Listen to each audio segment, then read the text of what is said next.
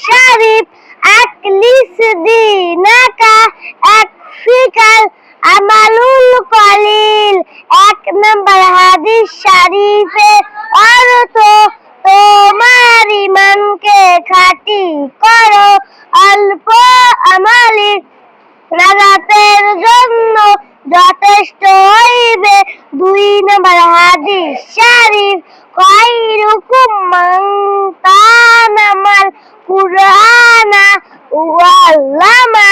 2 নম্বর হাদিস শরীফের অর্থ তোমাদের মধ্যে সর্বোত্তম ওই ব্যক্তি যে কুরআন মাজিদ শিক্ষা করে এবং অপরকে শিক্ষা দেয়। 3 নম্বর হাদিস শরীফ তলাবুল ইলমি ফারিদাতুন আলা কুল্লি মুসলিম।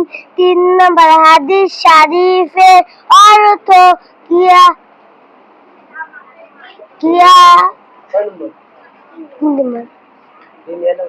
দ্বীনি ইলম তলব করা প্রত্যেক মুসলমানের উপর ফরজ।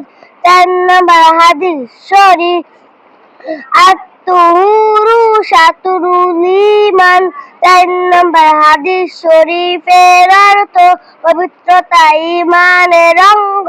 5 নম্বর হাদিস শরীফ মিফতাহুল জান্নাতিস সালাহ।